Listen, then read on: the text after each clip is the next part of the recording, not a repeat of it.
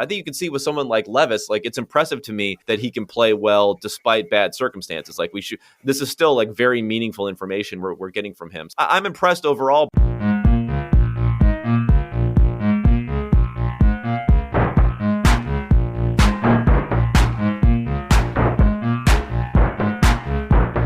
Welcome to another episode of the Football Analytics Show. My name is Ed Fang, your host, and on this episode, I'm thrilled to have Kevin Cole on the podcast. He's a football analytics expert, and he is also the founder of Unexpected Points. Among other topics, he talks about the NFL analytics that he uses to rate teams and why Buffalo was actually better than Cincinnati in their game last week, despite the fact that they didn't win. He gives us the argument for the Cleveland Browns to go deep in the playoffs. And among other teams, we also touch upon Detroit, Houston, and San Francisco. The Football Analytics Show is brought to you by the Power Ranks Sports Betting Newsletter. This is a free service that strives to be three things. 1, valuable. 2, concise. 3, entertaining. Every Saturday, I send out 5 Nugget Saturday, which is my curated list of sports betting tips, analytics, and humor. If you're looking for action on any given weekend, this is the free service for you. To check it out, go to thepowerrank.com. That is my site for better sports betting information through data and analytics. You can sign up for my free email newsletter at thepowerrank.com.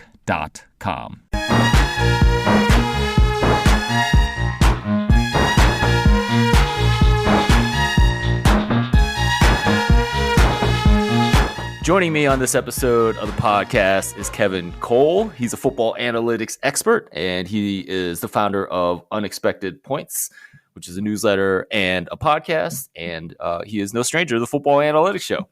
Welcome to the show, Kevin.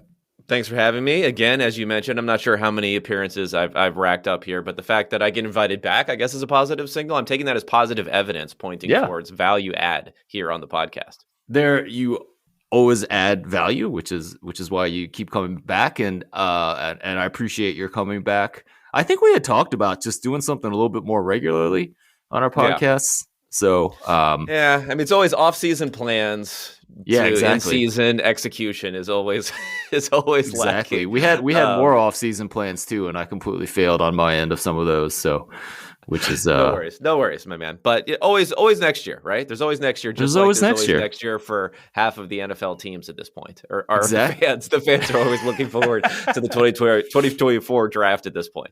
I was just writing down some notes about like an article I wanted to write for 2024 preseason.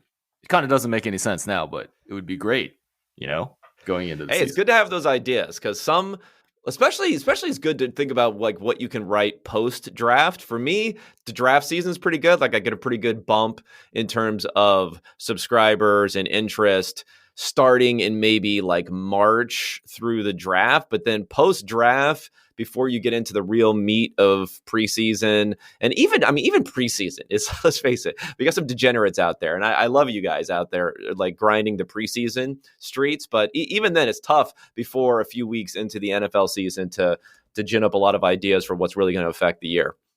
Yeah, for sure. Kevin, let's start with some of your adjusted game scores. You post these at Unexpected Points. Maybe give us a sense for what goes into these adjusted game scores and how they impact your future predictions. Sure. So for this, I thought it was a cool exercise to say, we know there is luck, for lack of a better word, or high variance, or plays that are less sustainable than others when it comes to generating value, excuse me, in the NFL. And I thought, how can I go and take a look at adjusting on a game-by-game basis, which can then be rolled up to seasonal numbers for different teams, like how well a team has played fundamentally or closer to the fundamentals versus how good the results are. So thankfully, my friends over at the NFL Verse community, they have all of this data that they're providing out there. They take from the NFL API for free. It includes expected points added and win probability added calculations that they have for everything there. So I go and I dig through this to try to say, number one, what are the highest variance type of plays, ones you can't rely on going forward. Let's discount some of what happens based upon those plays. Let's look at other luck-based elements like fumble recovery luck, like sometimes interception return luck.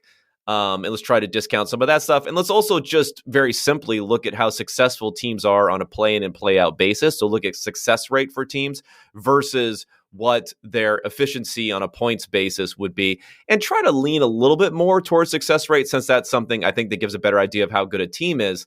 Sometimes it just comes down to whether or not they convert on third and fourth down, which on a game-by-game basis is not very sticky. On a seasonal basis, there are some teams who are better than others, but even so, a lot of it is just a flip of the coin when it comes to those very high leverage plays in particular games. Absolutely. So a couple things I want to bring up. I presume you're getting the play-by-play the same place I am, the little Ben Baldwin repository, Yes. where it updates 5 hours before I try to grab it on Tuesday morning and run all my scripts and stuff. Are they officially the NFL verse? I know that's kind of the name that's on the page somewhere, right? But is that kind of what they're calling themselves? And we should probably. I think so. Yeah. I think so, because I know they were giving out some. I don't know if you've ever seen for R, which is the base programming language. They have these, I want to say hexagon sort of stickers. I don't know if I have the right number of sides for them, but they have these different things for different packages that they have. Sure. So they have an NFL verse one. It was so if we talk about like the founding of it, it was NFL Scraper with an R on the end instead of an ER was the original. That was Ron Yurko and some others who were Carnegie Mellon. Statistics. I don't know if they were getting PhD candidates at that point in time. Now he's an associate professor over there. So they started that. It was then built on by Ben Baldwin and some others, where it was done in a faster procedure, and now it's been built out to a bunch of different packages where you can get not only the play-by-play data that we had before, you get an updated and expanded kind of advanced metrics based upon that, but they also have packages you can use to chart and graph things with the official logos and headshots and all that sort of stuff. So there's a bunch of stuff that they provide now as part of the larger NFL universe. And the big addition this year is that FTN data, which is a fantasy, originally has gone into betting. They're also now have a data collection, like a charting, like a PFF type of thing they've been doing for the last couple of years. They've now integrated their data and matched it up with play IDs for the NFL verse data. So you can also bring in some of their charting data. Now you got to wait for that a little bit until it becomes available, but it's helpful. They have things like drops and blitzes and pressures and all that sort of stuff that you'd want to get from charting data, all free as part of this package. It's an amazing, amazing free package. You kind of mentioned how this started with the scraper and then it became NFL FastR. And a couple of years ago, when I was transitioning all my code over to this play-by-play, I started messing with NFL FastR, and I was like, oh, I got to learn R. But you don't have to. Like, there's just play-by-play that shows up every Tuesday morning that has every game from the past weekend. And it's really an easy way to kind of get your hands dirty, digging into the data. And I'm just thinking about this now. I got to put it in my newsletter. I put it in last year just with a link to where you can get everything, but it's a great service. I actually had a friend of mine text me. It's like, oh yeah, we need some NFL play-by-play data, man. I'm going to buy it for so-and-so dollars. It's like, no. Just it's all out there for free. And it's a great service. So you've been looking at this FTN data as well this year? Yeah. I've been trying to integrate that. I mean, I had an in with FTN last year to get some of their data. I was kind of helping them with different ideas on collection and how to chart things and how to log things and things like that. So, but now they've actually just opened it up to everyone. So there's a function within the larger package where you can bring in the FTN data. And like I said, the play IDs, they now have matched up between the play and game IDs that you have at the NFL verse. And I'm using that specifically in this something I call adjusted quarterback efficiency. So it looks at your EPA, or expected points added per play, which is, kind of become the quarterback metric for nerds out there. So it has that, but then it also tries to make a bunch of adjustments based upon drop passes, based upon interception worthy passes that are not intercepted, versus sometimes you have interceptions that happen where it wasn't even an interception worthy pass. So that sort of luck element. And then I bring other elements into it which I don't need the FTN data for, but I can look at, how much is being derived off of yards after the catch, which is probably less about the quarterback than it is about the scheme and the system. And then things like weather and strength of schedule. And then I come out with an overall number for adjusted quarterback efficiency, which I think gives you a better representation of how quarterbacks have performed this year.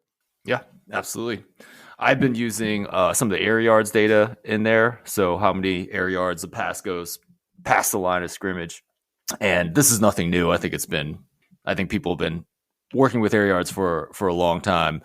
But what's been interesting the last 2 weeks is I track the fraction of passes that go 10 or more air yards. And Will Levis is blitzing the rest of the NFL with like a 44% rate. The NFL average is about 33%. And he had 7 pass plays of 20 or more yards last week, which is hilarious because he also has like an astoundingly low passing success rate. I think it's in the low 30s, Zach Wilson territory. So it's I presume this is something you're tracking as well. I'm big into fading Will Levis. What's your opinion on that? Yeah, I don't know. It's a bit of a wait and see. I think you're right that, and even the overall numbers, even if you look at his overall efficiency, it doesn't paint quite as positive of a picture as maybe what the perception is.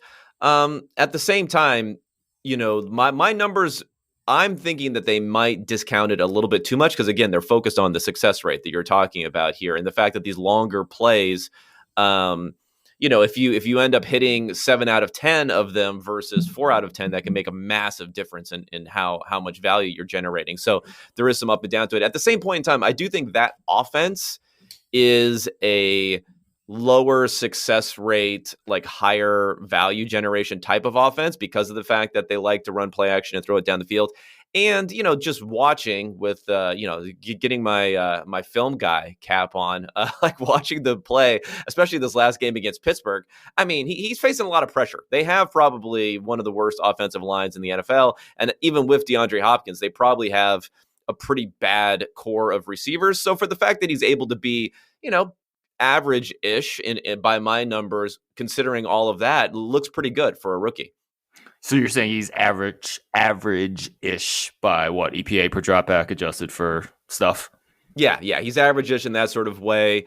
Maybe a little bit above average, but then he's below average in success rate. So, if you bring those two things together, you could say, maybe it's about average-ish with, I would say, poor surroundings. I mean, I think he's also an example of we have a skewed perception, I think, of rookies. Sometimes if CJ Stroud is playing really well, everyone will fully bake that in and say CJ Stroud is amazing. And I think that's fine. Like, I think we should react quickly to what's going on. But then if a quarterback's doing poorly, I think often people are stuck on their draft priors, which are normally always positive, of course, for these early quarterbacks, and they don't really adjust down. But I think you can see with someone like Levis, like, it's impressive to me that he can play well despite bad circumstances. Like, this is still like very meaningful information we're getting from him. So I'm impressed overall, but I'm not saying, and I've seen some people say that they would take him over Bryce Young already at this point. I think I'm still wait and see as far as that's concerned. Please, come on. Let's not get ahead of ourselves. Kevin, you talked about your adjusted game scores. Can you give us a sense for how they impact your future predictions for games? Yeah, sure. I mean, it's basically, rather than looking at the EPA per play of an offense and defense, and then to a much lesser degree, what happens within special teams, I'm going to look at these adjusted numbers that I'm coming up with for it. So the major drivers, like I mentioned, it's looking at what you would expect based upon success rate versus what they're actually getting. It's giving more credit to like air yards and what was attempted via air yards versus yak when it comes to the passing offense.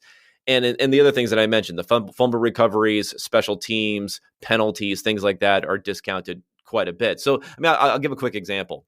Like, I was talking about how my numbers had the Bills is actually looking like basically even, if not even slightly better than the Bengals in this last game, which seems totally out of left field when it comes to the fact that they were down, 14 points. They scored a touchdown and a 2-point conversion near the end of the game just to cut it to 6. And otherwise they would have lost by, multiple possessions on there. But the reason being is if you look at the two most impactful plays of the game from a perspective of expected points, number one was the Dalton Kincaid fumble. So I think, receiver fumbles are very rare. It's like maybe 1% of receptions are fumbled. And is there any reason to think that Dalton Kincaid is more likely to fumble in the future than anyone else, or it's more of a sustainable thing?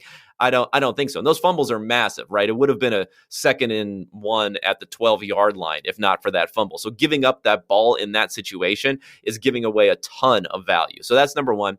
And then the Bengals completed a 3rd and 7 on the Bills' 22-yard line, but on that play, it went to Drew Sample, who I think this is not part of the formula, but he had 3 catches for 10 yards on the season, and he caught it 1 yard behind the line of scrimmage on a dump off, and then ran another 23 yards, avoiding tackles to score a touchdown on a very high leverage play on 3rd and 7. So it looks at those, for instance, those are just a couple of examples, and says those are plays that happen earlier in the game, so maybe we forget about them by the time we get to the scores at the end. But those are plays that don't really represent the true fundamentals of those teams as far as what the results were. So you are actually discounting that sample play because of Sample's prior performance. Is that right? No, that's not part of it. That's just additional context that I threw in. I remember I was talking on a podcast. That's just additional context to how kind of fluky it was. But no, it's really looking at, 3rd and 7, these third downs. Again, if you can convert them, it's massive value add, and it's a big value loss if you don't convert them. But more importantly, the fact that it was a -1 air yards and then 23 yards of yak in that situation, that just doesn't happen that often. It does not happen very often on the 22-yard line. You get a dump off, that ends up being run in and, for a touchdown on that type of play. But, we don't really think about that later on in the game to say, oh, you know what, that probably should have ended up a field goal, and then they would have 4 fewer points. And then, the Dalton Kincaid fumble, that probably wouldn't have happened. They probably would have gotten, either a field goal or even more likely a touchdown. So that's another 5 points the other direction. And you start adding those together and the game gets a lot closer than what the final score is. Yeah, I think that air yards insight is really important. It reminds me of a play at the end of Baltimore versus Tennessee in London. Malik Willis was in there and didn't do anything the entire game, but had a dump off that went, 80 yards or something towards the end of that game. And you're like, okay, well, they're banging on the door. And, I had Baltimore -4 or whatever. And they look like Tennessee might backdoor cover that. And then, of course, they get close to the goal line and Malik Willis goes back to being Malik Willis. And they end up kicking a field goal on 3rd down, which is still the strangest play I think I've ever seen in football. And it was interesting because I didn't think that generated a lot of Twitter conversation, but that was insane, right? I've had to ask people this a couple times. I'm asking you this, Kevin. That was insane to kick a field goal down 9 or 10 towards the end of the game on 3rd down when you're already at the 10-yard line. Yeah, I'd have to look up to see exactly what the situation was. It could make some sense if you need 2 scores and let's say you're in a 4th down situation. Right. If you're in a 4th down where it's too long of a your conversion success rate is pretty low, so then you're like, okay, you know what, we'll take the 3 now, and then hopefully we won't get in this bad of a situation in the future. But yeah, if it's I'd have to look to see what it was. I think it's one of those situations where he's saying, looking at Malik Willis, and he's like, oh my god, he's never going to get us in the end zone, so let's just take the 3 points. But guess what? You're still going to have Malik Willis as quarterback the next time you get the ball back, if you get the ball back, right? Exactly. Unless you're going to be able to do something. So, unless you're going to turn to Will Levis, on the spot. I don't know. That was part of it. I want to see what was the actual yardage though on this one. It was big. Well, it was 3rd and goal at the 20. It was 3rd and goal at the 20. So that was his thinking. His thinking was, you know what? We're 20 yards out, but still, that's close enough for me. Where I would go for the end zone. At least take one more play. Yeah, exactly. And then kick it on 4th and 20 from the 20. For 4th and goal from the 20-yard line. I think to be a pain in the butt, I would even question not going for it on 4th down. But it wasn't 4th down. It was 3rd down. Yes. Yeah. Yeah. But I think the point is, I really like this concept that if you throw the ball behind the line of scrimmage and it goes for 80 yards, let's not give the quarterback too much credit for that, right? Yeah, that's a big, if you look at the adjusted quarterback efficiency numbers, Brock Purdy right now in his pure EPA per play. Now he has lower volume than a lot of guys, but it's just on a per play basis, he's still got a decent gap between him and the next tier of Josh Allen, Tua, and Mahomes. But once you do the adjustments that I have in there, and one of them is discounting a lot of the yak that he gets there, he drops down and he's more like fourth or fifth versus these other guys Right. being higher. So yeah, I think it's a valuable adjustment to make. And it Excellent. comports with kind of our impressions too, which is always a good thing. Yeah.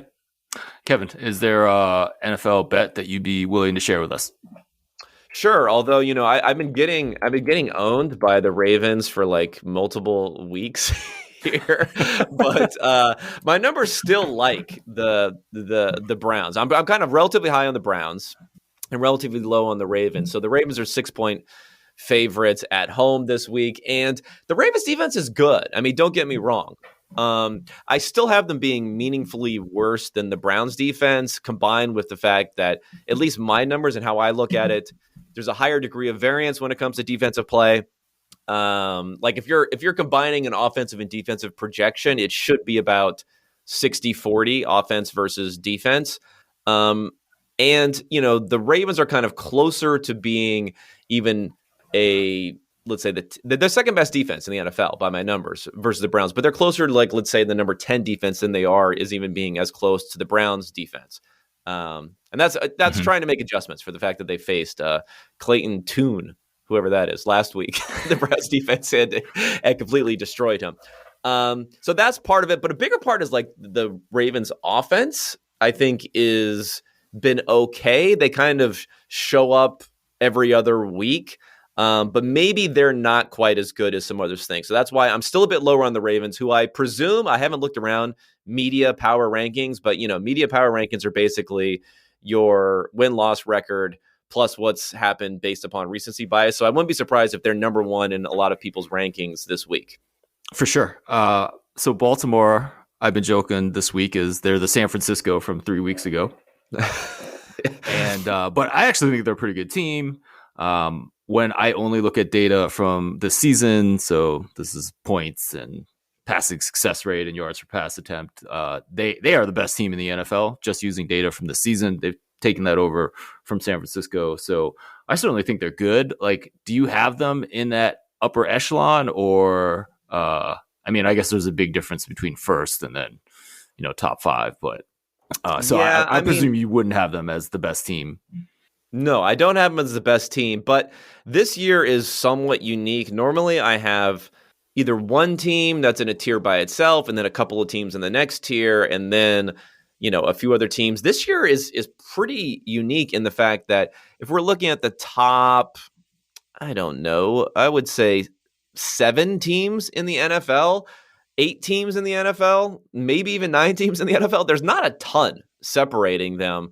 Right. As far as how I view them. So they're in that tier. But then I also have, the 49ers, the Chiefs, the Bills, the Eagles, the Dolphins. And then, creeping in, maybe the Bengals and the Lions are looking to creep in and with the Cowboys. So there's not a lot separating teams. It's much more compacted. And on a week in, week out basis, I wouldn't be very confident that any team would beat any other team when it comes to those top tier squads. In terms of the Browns, they've had an amazing defense this year, but probably expect some regression for the rest of the season. On offense, they look like they'll probably have Deshaun Watson back. So should we be discounting their defense? And then what do you make of the offense with Watson? Yeah, I do discount their defense for sure. I mean, that's kind of like a fundamental thing of what I look at every team. The thing is, we're talking about discounting from historically awesome as far as how well they've played this year. And it's not just their headline, like if you're looking at expected points added for opponents or something like that, I mean, they're dominant when it comes to that. There's no doubt there. But even more so, it's really when you look at things like the success rate, or, there's these very cool charts that a couple of different people put out. Ben Baldwin's one of them who puts them out. I think Timo Risque at PFF puts it out, where they look at like how often a series of downs is converted versus it ends up an interception or a fumble versus it ends up a punt versus it ends up, a score, things like that. And then also drive success rate. I mean, Cleveland is just so far away from everyone else when it comes to generating 3 and outs or generating drives that just don't end up in points. So they're not just relying on turnovers to do this. They're just straight up stopping teams on the other side. And I think that's what differentiates them from other teams and gives them one of the best defenses we've seen in the last couple of decades. So it's discounting from that high of a level. Kevin, what about Cleveland's offense? Not good. I mean, that's all you can say. I keep on my projections. Now, this if I do have a fault in my projections, they still say that Deshaun Watson should be a above average quarterback in the NFL. And I don't know, maybe that's not the case. I mean, I do discount for a switch in teams. He's obviously not performed well. But the thing is, when it comes to the amount of evidence that he gave us from 2017 to 2020, it was just a lot of stellar quarterback play. He was dropping back to pass something like 40, 45 times a game. And he's been, he hasn't been playing that much the last couple of years. He's been bad, but he hasn't been playing that much. So I think I could be overestimating how good they will be by saying I think this team could be a slightly below average offense versus a bad offense. So that's part of it. But I guess I'm still a little bit in wait and see mode. I would have more hope that he can turn things around and that offense can turn things around than with a quarterback who we kind of know is a below average quarterback for sure. Yeah, I think it's going to be an interesting analysis from here on out. I mean, it kind of reminds me of the Denver Broncos team that won the Super Bowl with Peyton Manning, elite defense, and, a quarterback that was well past his prime. But I think I don't remember, but I think you could probably argue that Denver's pass offense was slightly below NFL average that year. I think they were league worst almost that year. Were they? Peyton Manning was so bad that year. He got benched for Brock Osweiler at one point during the season. So, yeah, they were bad. What happened with Peyton Manning is kind of an interesting thing. He had that historic 2013, right, where he rewrote the record books and all that stuff. The first 8 or 9 games of 2014, he was the MVP of the NFL. And then he just played like poop the second half of 2014 and went down the drain and then continued that into 2015. He was really bad. He was really, really bad. I think they might have been the worst passing offense in the NFL, or they're definitely in the bottom 5 that year. So I don't think Cleveland is quite that bad, at least. So you're saying there's a chance? There's a chance, exactly. There's a chance for this team. I mean, geez, there's a chance they're in the I wouldn't call them a Super Bowl contender at this point, but the fact that they've won enough games where they can probably get to the playoffs, and there's such a weak cast of elite teams this year that you never know what can happen. I actually have a bet from the offseason. I think I'm trying to remember what it was, 40-1, 50-1 for them to go to the Super Bowl. So I'm looking at that still. Very nice. So you like Cleveland +6 on the road at Baltimore? Correct. Is that Although, correct? Like I said, Baltimore has been owning me recently, so I don't. So just keep that in mind. But I have to. Yeah. I have to stick to this. Keep the faith at this point. Yeah. No, I mean, back when they were playing Tennessee in London, I liked Baltimore there. And then one of the more popular plays. A lot of people seem to like, or a lot of people were very worried about getting a backdoor loss on that one. No, for sure. It was definitely, kind of all the quanti Sharpie people kind of agree on stuff, right? Not always, but in general, we all do. And, I think the analysis was pretty simple, right? I mean, they were 4-2 or whatever, but 2 pretty fluky losses that you could explain away by just stuff that went wrong. And, And then I feel like the market's voop, after that game, kind of caught up with well, the Lions game in particular was really the tipping point where they just blew out the Lions. Yeah, exactly. So, I mean, I actually like this Baltimore team a lot. I think if they are really as good as the numbers this year suggest that they are, I mean, it's going to be a great playoffs, right? Because I have my doubts about KC and Cincinnati and Buffalo, but they're still pretty good football teams. And so that's a lot of good football teams trying for one Super Bowl spot out of the AFC. Yeah, it is. I mean, Kansas City is the one, again, where I don't know if I can wrap my head around how I was going to say how bad the offense has been, but it hasn't been that bad. It's just not the best where you'd expect them to be week in, week out. So I don't know what to do with that in my numbers, because I mean, for instance, if you're going to look at them, and maybe it'll all be different coming out of the bye and all that sort of stuff, but I have them as being, the second best team in the NFL, but it's really just mashed in with a bunch of other teams. And it's not their defense is carrying them, but it's more like a good offense and a very good defense is now the combination based upon what they've done this year. And that's just a strange thing to think about when it comes to Kansas City. Yep, absolutely. So, Kevin, we have Houston going to Cincinnati, and we're talking a lot about the Texans because of C.J. Stroud was absolutely phenomenal last week. And then there's also a lot of interesting questions about Joe Burrow. He had the leg injury, looked terrible, and then all of a sudden, a couple weeks ago against San Francisco, he looks like his normal self. What do you see about these two offenses and any other insights into this game? Yeah, I mean, this is a really interesting one because when it comes to Stroud, again, I like to react fairly quickly when it comes to rookies. So if you look over time, there are certain quarterbacks who have been bad as rookies who have ended up being good quarterbacks. But if you really just like chart simply rookie season, let's say PFF grading and EPA per play and look at it, it's like, yeah, the guys who are in the top right kind of end up being the good the good quarterback. So we don't have necessarily a ton of evidence on CJ Stroud so far, but I think it's fair to say that he's projecting very strongly as a above average kind of franchise type of quarterback. So in this one, I would lean actually slightly towards Houston with the points here.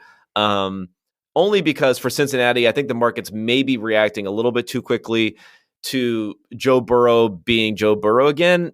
And even more so than that, like the performances that Joe Burrow has had the last 2 weeks are actually better than Joe Burrow being Joe Burrow. So like that's not like our baseline expectation is what he's done these last couple of weeks. He's been better than he normally is efficiency wise these last couple of weeks than you'd expect him to be for the entire season. So I'm trying to find an in-between ground for my expectations on Cincinnati. I have them back in the mix for an elite team, but I don't know. My numbers are still going to be a little bit slower to catch up to what the perception is at this point.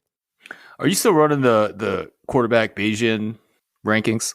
Yes, I have. So Burrow's up to, he started the season at 3rd, and then he fell down a bit, and now he's back up to 4th. So but again, it's kind of like the way it ranks is Mahomes.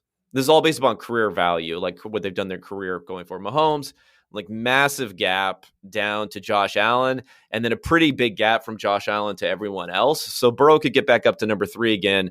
But I don't know if there's anything he could do at least this season to pass my projection of Allen. And Allen is other than Purdy, he's second in the NFL right now as far as his efficiency is concerned this season. And then where is CJ Stroud right now? Obviously, he's going to start with some pretty high draft capital, right? But yeah. Where is he right now? He starts a pretty high draft capital. So draft capital alone will get you a projection that's better than like quarterbacks who haven't been good so far in their career. That's and now he's moved up to, just came out with this. So he's up to 13th right now. He's still slightly below Goff, but this is for a like median projection is what we're talking about. And the Bayesian formula when it comes to this, you also have a full range of outcomes. So if I'm ranking like how I think they're going to perform in this next week, I have him between Jared Goff and Kyler Murray if he plays. Right in that sort of range, but his upside, like the chances that he could eventually be in the top 3 or 2 or 1 is much, much, much higher than those other guys. But there's also a chance that he could slip down. This is more just like his median outcome is already approaching the top 12 at this point. Right, and I think that is pretty in line with what people are saying out there. I don't know. I mean, sorry, maybe not everybody. I'm sure there's a lot of people that think CJ Stroud is the next Patrick Mahomes, but yeah, I do think I think there's a good argument to be made that CJ Stroud is better than average in the NFL right now, and that's how we're going to project him going forward. Bryce Young would probably have started this year slightly ahead of Stroud in your Bayesian ranking. So where is he right now with all the struggles that they've had? Yeah, it's not great, Bob, as the meme would say. So it's, again, I react pretty quickly. These numbers react pretty quickly. Again, there's a large range of outcomes. So he could continue. It's not like ruling out his chance of being good like it is for a lot of the other lower quarterbacks. But of the 32 kind of presumed starters at this point in the season, he ranks 27th. Between Mac Jones and Taylor Heineke. So not great. He fell 5 spots over the last week. There's not a ton separating him from a lot of these other guys, but again, I think we're kind of like asymmetrically wrong on quarterbacks often by saying we think all these guys are good. Those that perform well, we're crowning them as great, and those that don't perform well, we say, well, let's wait till next year. Let's discount what happens this year. And I think you have to do neither or both. Basically, you have to say I'm gonna account for what happens this year on the good and the bad, or I'm gonna be very conservative and waiting till next year on the good and the bad. And I think people have mistakes in that regard. That's interesting. I also think it's very interesting that you essentially have Mac Jones and Taylor Heineke in the same class. I got to think when Mac Jones was doing well as a rookie, he was probably at least NFL average, right?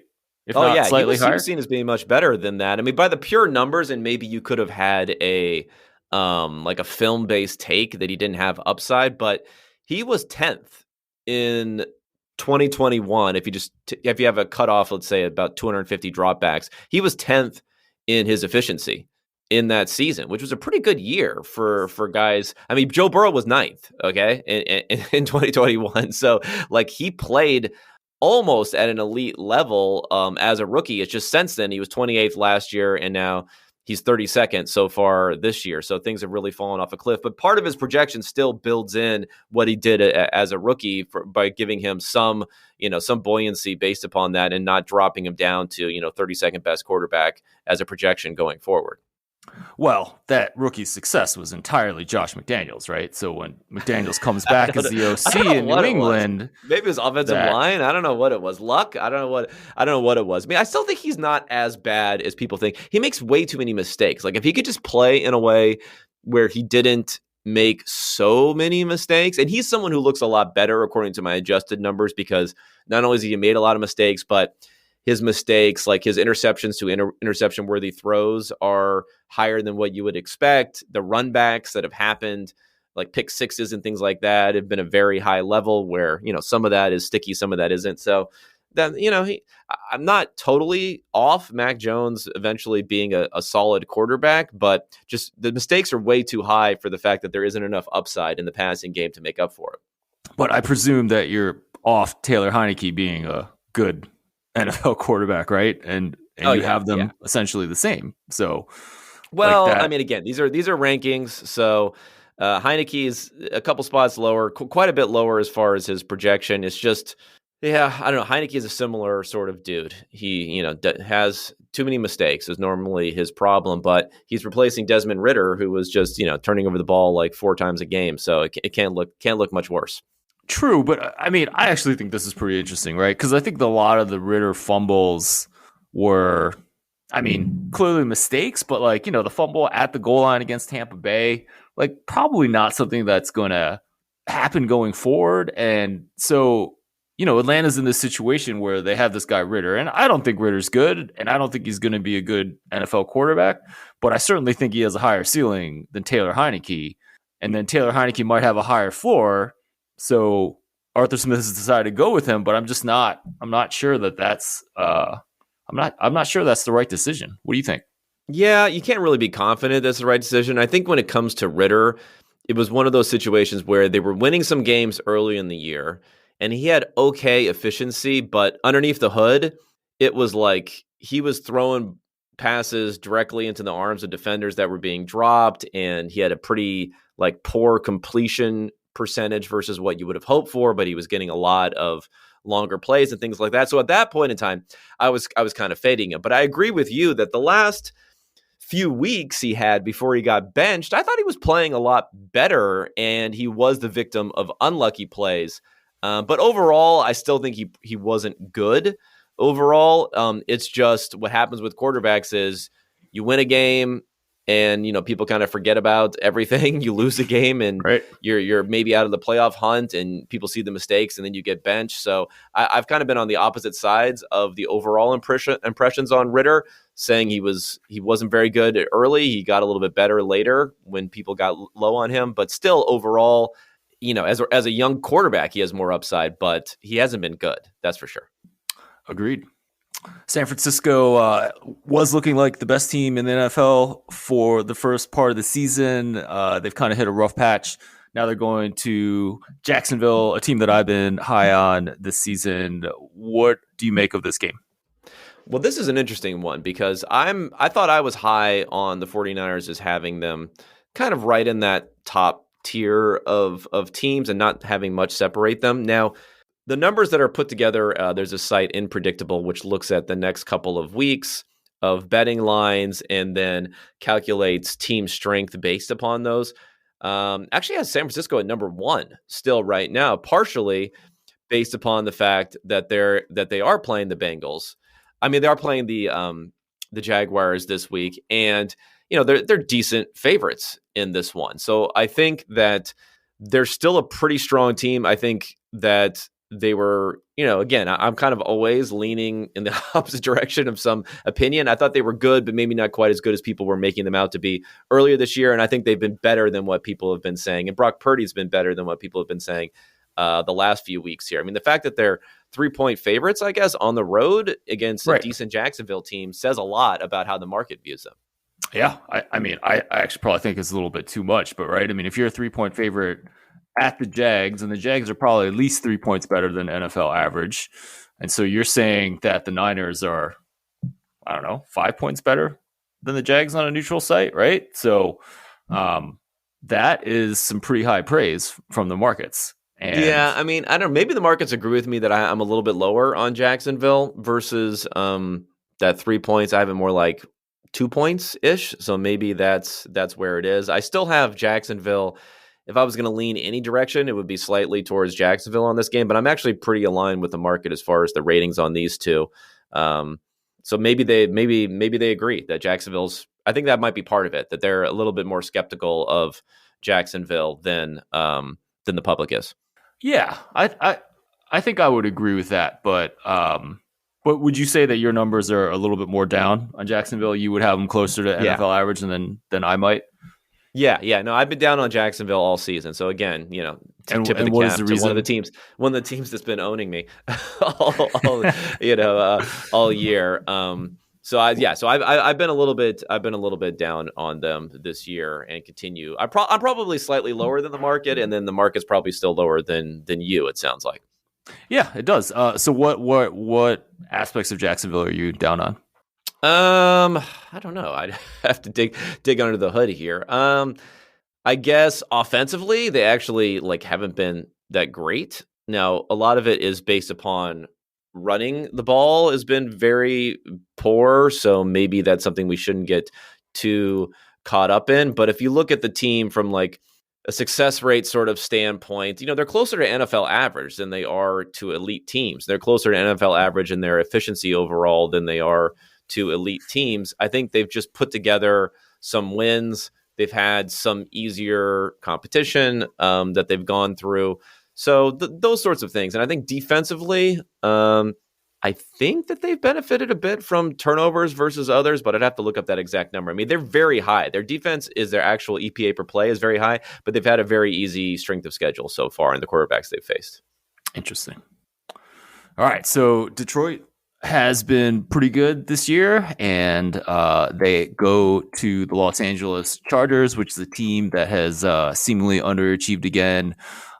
What do you make of these two teams and this game on Sunday? I mean, I would say this is one of the circumstances when it comes to the Chargers where I was lower than the market on them for the entire year. Now the market's come to me. So thank you, Chargers, for continuing to disappoint everyone's expectations this year. So I think this one is pretty close.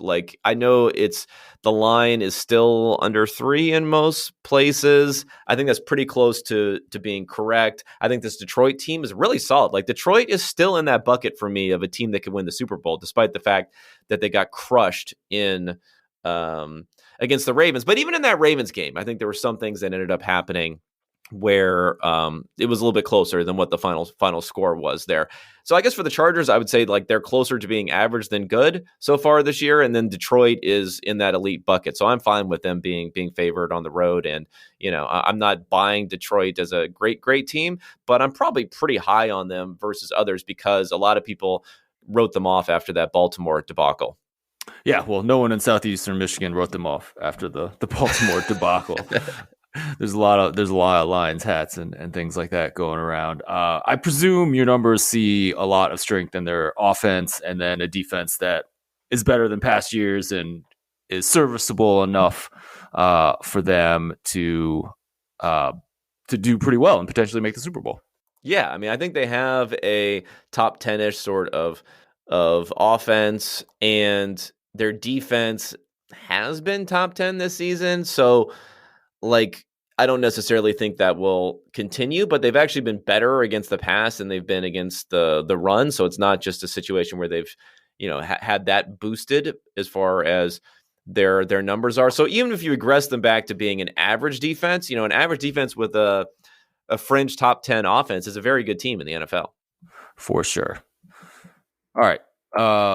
Kevin, you already talked about this, but I mean, if a gun to head, who's the best team in the NFL right now and your Super Bowl favorite?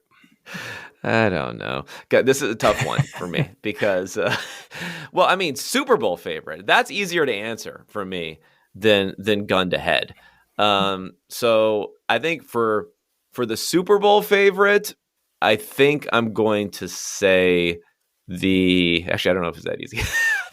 It's either Eagles or Chiefs. I don't know. Either one. We're starting it all over again. Like those two are on a different level from everyone else to me. Because they're in this thick group of teams that are the elite teams that are about just as good as everyone else. And then you look up and you say, oh, Kansas City's got, they're 7-2. And then the Eagles are 8-1. The Eagles had a massive win to beat Dallas because they have some big games coming up, some tough games coming up for Philadelphia. So if they would have lost that one, Dallas could have gone back in it. So I think they've kind of snuffed out Dallas's chances of getting that number one seed. So because they have the inside track to those two different positions, I would put those two on a different tier from everyone else. As far as the best team in the NFL, I mean, if I don't do a subjective decline for Buffalo's defense, just assuming all of these injuries are going to continue to lead to awful defensive play, they're right there with San Francisco for me as being the best team in the NFL, and people are definitely not agreeing with that assessment. But I just don't know what to do with the defenses when they play poorly because San Francisco's defense got smoked by the Bengals too, and it's not like we can blame that on a bunch of defensive injuries. Everyone seems to believe that the new Buffalo defense is a bottom half of the league defense because of the injuries, which may be the case. I guess my numbers are slower to adjust to that. Yeah, it's really tough with the defenses. I mean, I do think Buffalo's defense is. I mean, they have to be at least NFL average. I know they've had a bunch of injuries, but Von Miller is healthy. They bring in Rasul Douglas, who's been very solid for Green Bay over the past couple years. Like, I just don't see that massive of a drop off there. And I think, I mean, in terms of San Francisco, that defense was really good, right? And you already talked about how Burrow probably had a little bit of an outlier performance, even by Joe Burrow standards in that game. That's definitely what I'm seeing as well, right? So I feel like I still believe in those two teams. I mean, I think it's really hard to pin who is the best team in the NFL this year just because, I do see Kansas City coming back to the pack. Buffalo was definitely up there in the conversation at the beginning of the season. They haven't been as good. So, but, like you said, I still think you can make the case for them, right? Like, I asked you this question because I knew it was hard. And there's a lot of... I mean, well, part of it is like disentangling record and, chance to win the Super Bowl versus like how good a team is. Like the Buffalo is in a bad place when it goes to their chance to win a Super Bowl now because they're 5-4. Because they have an incredibly tough schedule. I have them as the second hardest schedule going forward. I mean, they have the Broncos, which isn't the Broncos and Jets, so not too bad. But then after that, Eagles, Chiefs, Cowboys, Chargers, Patriots, Dolphins. So that's a gauntlet coming up at the end of the season here. So yeah, it's one of those things where I think they're really, really a lot better than their record, but their record is and their strength of schedule going forward really puts them behind the 8 ball when it comes to having a successful season, a successful playoff run going forward. Of the 4 teams that you mentioned, I think the one that I'd be most willing to fade is Philadelphia. I thought they were going to regress in a lot of ways from last season. I think we've seen that. I don't think Jalen Hurts is elite at throwing the football. I see that in the passing success rate numbers over the course of multiple seasons. I don't know what he would do if he did not have elite receivers in AJ Brown and Devontae Smith. Just some of the throws he made against the Jets. Like he's had a good interception rate, but he definitely puts the ball in danger in a lot of places. He obviously adds a lot with his legs, but where do you have Hurts? What do you think of that? And where do you have Hurts in your Bayesian numbers? I have Hurts at 6th right now, but again, this is it accounts. It doesn't say we're going to discount him for receivers or anything like that. He gets a bit of a discount for that. He had a huge discount on my numbers last year based upon the receivers. I think the positive with Philadelphia is that, or with Hurts, is that he's had this knee thing the last couple of weeks, and he seems to be throwing extremely well. If anything, I think the defense is maybe a little bit more suspect. Sure. Then I agree. Yeah, I agree with that. What some people might think that they've been doing so far this year, and let's think about it. Back-to-back weeks, they've kind of gotten slammed by Sam Howell and the Commanders, and then Dak Prescott, who's a good quarterback, the last couple of weeks. But then they've made plays at the end, like sacks at the end, to win games, and then the offense has carried them to victory. So that's been a little bit of an under radar thing, even more so than the offense. I'm like, is this Philly defense good? Other than the fact that they seem to get some timely sacks, and I'll be interested to see that going forward. They have a much tougher schedule this year. Last year, they were just feasting on awful quarterbacks as a defense, and that's why they had so many sacks. Yeah, for sure. I definitely see regression in their defense. When you do the quarterback Bayesian numbers, is Hurts getting credit for all his rushing EPA? Yeah, it's a per play, and that includes dropbacks and designed runs. So that helps. Yeah, the tush pushes. Yeah, I mean, those are huge. So Jason Kelce is really upping his overall value. I think it's more Jalen Hurts than Jason Kelce, but who's getting the push, right? Like, other teams have tried the tush push without as much success. Okay, so here's my argument. There was a clip that came out, and maybe you're referencing this, where Mitchell Schwartz was on what's his name, Kevin Clark's podcast, talking about he thought Jason Kelce was like, they always come up with these weird definitions rather than saying like the most valuable was like the player, the offensive lineman that his team couldn't do without, or something like that. Where, first of all, I said that was kind of ridiculous because let's face it. I mean, as much as you love a center, it's obviously a left tackle or someone like that is going to be more valuable. But the second point is, like, when it comes to tush pushing, like, I get it that he's probably is really good at what he's doing, but like just physically, technique wise, everything else, the difference between Jason Kelce and another center has to be less than the difference between physically and everything else between Jalen Hurts and another quarterback, right? So that's the only reason I'm thinking maybe Hurts is more important than Kelce in this thing, but I could be totally wrong, of course. I feel like when I see these tush pushes, the defense gets blown off the ball more than you would expect in an NFL game. Right, but they're also like guards, they're guards. No, I understand. I understand that they have a good defensive line. I'm just like, Jalen Hurts is a dude, though. He's basically a running back. He is a big dude who knows how to run the ball. So I think that might matter a little bit more than what some people think. But anyway, Jason Kelce, I give him props. Hey, came out of retirement, and now he's getting more kudos than maybe ever in his career. And then when we mentioned Jason Kelce, we have mentioned a Kelce without bringing up his brother, who's, obviously making other headlines in the NFL this year, right? So we've done a good thing there, I think. Yeah, we have. And then I think the Taylor Swift. You mentioned the name, fantasy, jeez, Kevin. Fantasy, the fantasy component. It's real. Like, there's definitely multiple times Patrick Mahomes has tried to get Kelce a touchdown. Because when Taylor Swift has been at the game. So that's real. Like, I 100% believe that. Wait, you have the data on this. You have the data on this, like touchdown targets. And you can see him. He's like literally just looking for Kelce. He's like, I gotta get this guy a touchdown. And he's all happy about it afterwards that he got him a touchdown when she's there. Maybe that effect will fade. Like, you never know going on. But I'm just glad that the Chiefs have done well when she's been there, and we don't have like a Jessica Simpson, Tony Romo type of situation. Right. I feel like maybe it's Brittany Mahomes that is encouraging the husband, right? Because they're like, Brittany and Taylor are Yeah. BFFs now, right? Isn't that the word on the street? I go against the grain. I'm pro Brittany Mahomes, so I know that's also against the grain there. But yeah, no, I like Brittany Mahomes, and I'm all for her and Taylor Swift. She's definitely she's going to pump up that TikTok account or whatever, Instagram or whatever they got going on over there. So props to her. This podcast is degenerated, so we need to get back. Everyone just turned it topic off here. before I could plug too much at the end. No, so we're gonna let you plug, everybody. but before we let you plug, give us a surprise prediction for the rest of the NFL season.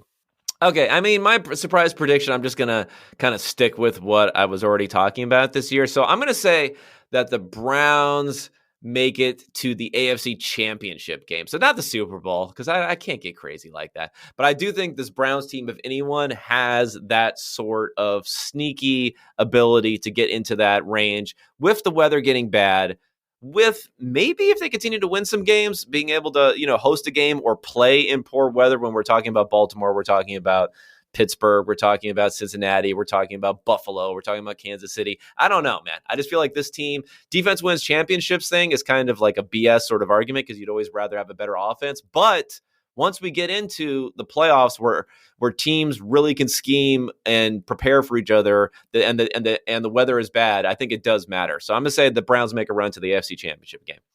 And this is with your belief that Deshaun Watson is not good.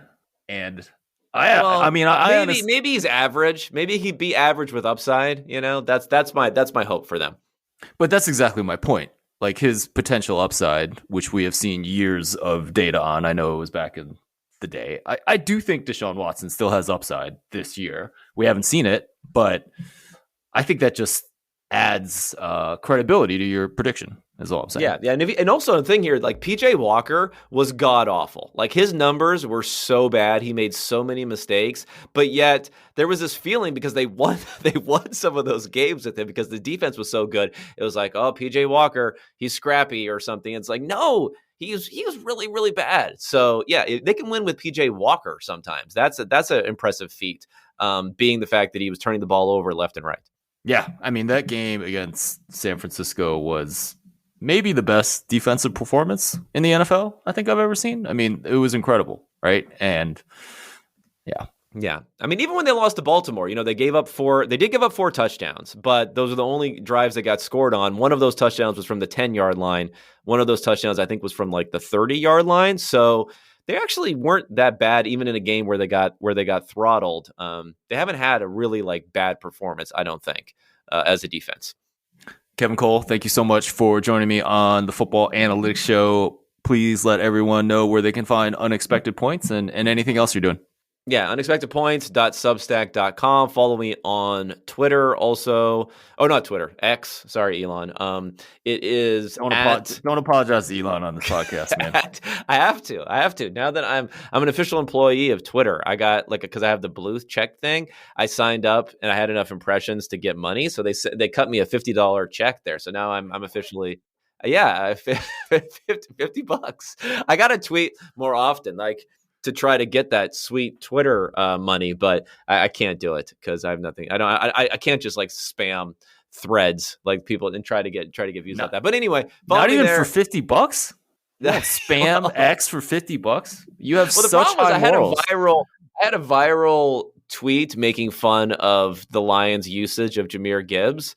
Nice. I said something like when they said that he wouldn't be used like any other offensive player or I can't remember what it was. It was something about him not being on the field. Like that's how they were going to use him in some unique, inventive way on that Island game, and it blew up. So I think that was mostly all my $50 may have come from impressions on that tweet. But anyway, Kevin at Kevin Cole _. I had PFF there. I can't replace it with NFL, so I just got the _ nonsense there at the end. Awesome. So, I mean, you should be able to milk this X fantasy football, rage out there for usage. I mean, can't you do the same thing for like Kyle Pitts? Isn't everyone still I could. up in rage? You get a lot of impressions during games, right? But the problem is, I'm not even watching games live a lot of the time. I'm doing bedtime routine with kids, and I don't like watching games live. I like to just come back and fly through the commercials and do other stuff. So that really loses the main opportunity just to get cheap impressions. is when you tweet out something snarky about what's going on. And then everyone, smashes the retweet button because they're just watching Twitter during commercials and stuff like that. Complaining about the refs is another way. Yeah, see, I back the refs, though. That's part of my brand. Not popular. Well, you know what I tweet out? I tweet out the Rob Lowe picture where he's wearing the NFL cap, and whenever there's a bad referee call, and then I back the refs and say I'm just a fan of the NFL and and the structure and the ref. I do stand for refs though. I think I like refs versus the public for sure. So that again, I'm bad at Twitter when it comes to getting impressions because clearly that is not going to get as many impressions as bitching about the refs will get you during an Island game. You are going to be the worst youth soccer parent ever with this attitude, Kevin. I just want to let you know that. Refs. I respect them. I wanted to let you know that. I respect them. I talked to the refs before the game. I was talking to one of these guys. And he said they had to kick a parent out of another game that was there. And he's like, all these parents think their kids are Mbappe. And my joke was like, I was like, I think my kid's Mbappe too. But when I say that, I mean, doesn't play any defense. So he's like Mbappe in that way. He never gets back and plays defense. Not like the skills on offense necessarily. We had a minor miracle with my son's soccer team. The ref came over to the sideline where both the teams were. Yeah. And he was walking there, and then he turned to left to the other team instead of right to our team and talked to the other parents about whatever they were saying. I don't know. Some of these parents are absolutely insane. Like, well, okay, I got to tell a little quick story. Yeah, so we're playing against some team, very physical. These are like freaking 8-year-olds we're talking about here, okay, for my youngest son here. And these parents were like shouting the whole time. They're like standing around the sideline. I was like, I'm trying to sit and be able to see, and I can't see because these parents are up the entire time. And this one parent, when a kid would like get hurt, not hurt, but you know what I mean, whatever, they get kicked and they fall down, the parent, he's like, Jimmy, he's like, get up, buddy. The team needs you. The team needs you. And I was thinking to myself, do they? Like, do they really need him? Like, I understand we want them to get up and all that sort of stuff, but what sort of nonsense are we feeding into these kids' minds? They don't even keep the score in these games. Okay, like, what do you mean the team needs you? Anyway, I was laughing at that at least. All right, Kevin. Before I let you go, can you plug what you get with the subscription to Unexpected Points? Oh, yeah. So basically, I have these advanced game reviews, which go over the adjusted scores. They go over all the different components to it. Also includes like the quarterback numbers for each games and all the different advanced metrics there. The top plays, you can look specifically at win probability and EPA added, and then overall offensive numbers. So it has all that for every game, plus my commentary. So the Sunday games are paywalled. I normally make the Island games free so you can kind of get a taste. You got to give them a little taste of what's available there. And then on a weekly basis, I have the Bayesian quarterback rankings, the adjusted quarterback information, and then the power rankings. And all of this is also, all this data I import to a Google Sheet, which I then open up and give access to subscribers based upon that. So all of that is there. And then also a podcast where I just do solo podcasts during the season to discuss things. And then during the off season, I try to get some, intriguing interviews going on to talk about different topics. Awesome. Kevin, thanks so much.